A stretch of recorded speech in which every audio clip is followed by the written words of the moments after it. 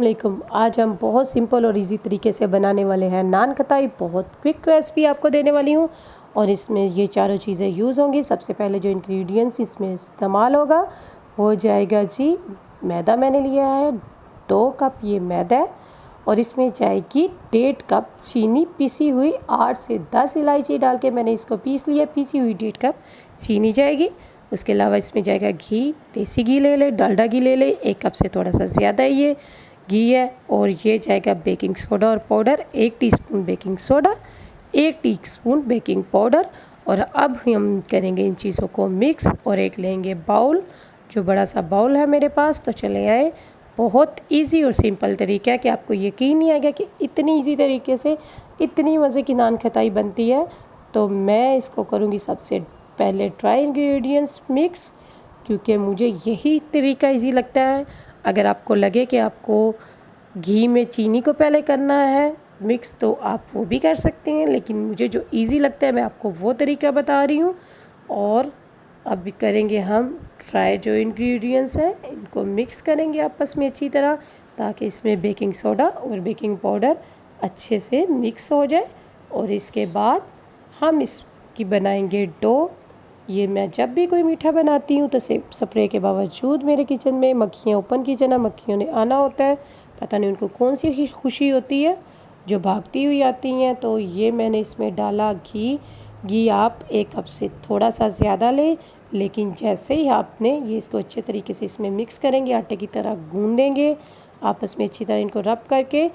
क्योंकि अगर आपको कम लगेगा गूँधते हुए तो आप थोड़ा सा ऐड कर सकते हैं, क्योंकि घी की थिकनेस से आपको पता चलेगा। जैसे जैसे आप इसको आपस में मिक्स करेंगे तो ये मेल्ट होता जाएगा। तो फिर वो इस वजह से पहले से आप ज़्यादा मत लें। अगर ज़्यादा थिक है तो फिर 1 ही प्याली लें, अगर थोड़ा मेल्ट है तो फिर 1 प्याली से ज़्यादा लें। क्योंकि जैसे जैसे घी आप मिक्स करते हैं, इसकी डो बनाते हैं, तो मेल्ट होके उसकी क्वांटिटी ज़्यादा हो जाती है। इसलिए मैं आपको यही मशवरा दूंगी कि पहले आप 1 कप डालें। अगर जमा हुआ घी है तो 1 कप डालें, अगर कम लगा तो आप थोड़ा सा ज़्यादा डाल सकते हैं। लेकिन कोई भी चीज़ आप जब डालते हैं, घास का ये घी वगैरह, तो एकदम से इतना ज़्यादा, क्योंकि बाद में ये ऐड हो सकता है। तो इसलिए ये इसको मैंने 1 प्याली से थोड़ा सा ज़्यादा था, क्योंकि मेरी घी की थिकनेस इतनी ज़्यादा नहीं थी गर्मी की वजह से। तो इसलिए ये आपस में अच्छे तरीके से इसको मिक्स करें।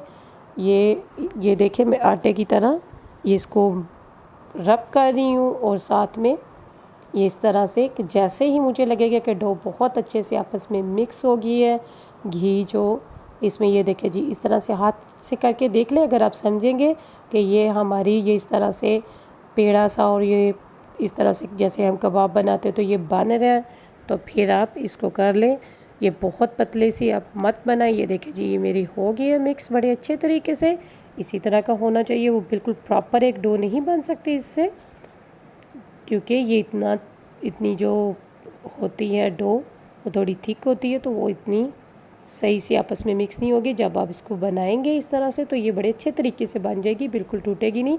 अगर आपको लगे कि ये नहीं बन रही तो थोड़ा सा इसमें आप ऑयल, आप इसमें घी डाल लें। अगर बहुत मुश्किल हो रही है तो आप इसमें अंडा भी ऐड कर सकते हैं, लेकिन ऐसे इजी से हो जाता है और आपकी भी हो जाएगी। इस तरह से थोड़ी मोटी रख के, ये मैंने ग्रीसी किया हुआ है, ये मेरा पिज़्ज़ा का पैन है। अगर आप चाहें तो जो ट्रे होती है ओवन मैंने पहले से गर्म किया हुआ है, और उसको मैं स्लो थोड़ा रख के, तो ये तकरीबन 5 से 7 मिनट लेंगी और बड़े अच्छे तरीके से हो जाएंगी।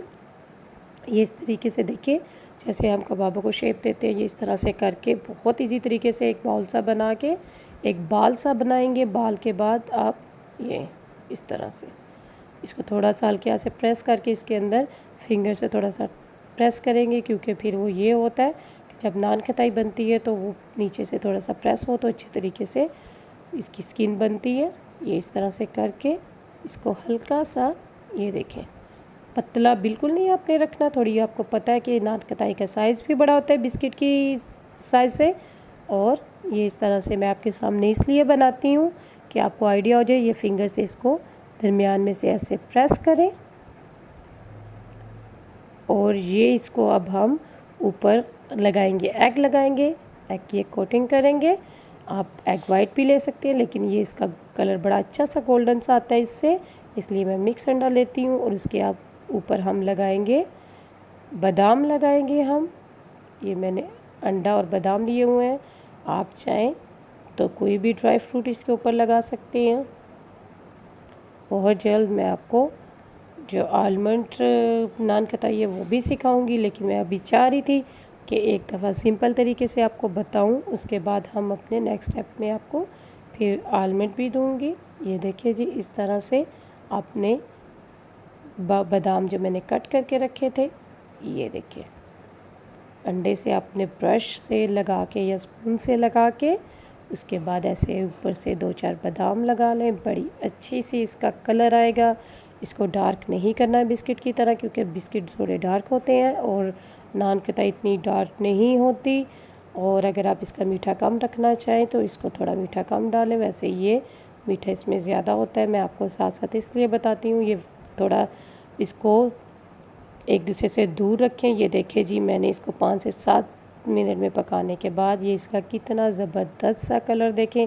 अगर आप डार्क करना चाहें तो आप थोड़ा सा टाइम ज़्यादा दें, लेकिन ये देखें बहुत सॉफ्ट और बहुत पीछे से देखें ये कितनी अच्छे से बिल्कुल पकी हुई सॉफ्ट क्रिस्पी आपकी नान खटाई बनेगी। बहुत अच्छी बनेगी। अगर आप थोड़ा सा इसको करना चाहें गोल्डन, इसका ज़्यादा करना चाहें, लेकिन रियल इसका यही कलर होता है। थोड़ी वाइट वाइट होती है, बिल्कुल बेकरी स्टाइल का। ये बहुत मज़े की नान खटाई है। नीचे से बिल्कुल नहीं जली, ऊपर से बिल्कुल नहीं जली।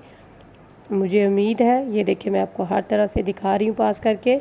उसको थोड़ा मोटा रखें, साइज़ इसका खुद से बड़ा होगा, आप इसका बहुत बड़ा साइज़ ना बनाएं। और मुझे उम्मीद है कि आपको मेरी ये रेसिपी पसंद आएगी। आप एक दफ़ा ज़रूर ट्राई करें और प्लीज़ मेरा चैनल सब्सक्राइब करके कमेंट्स करके मुझे बताया करें कि आपको कैसे लगी है। मुझे अच्छा लगेगा कि आपको ये पसंद आए। तो एक दफ़ा ज़रूर ट्राई करें।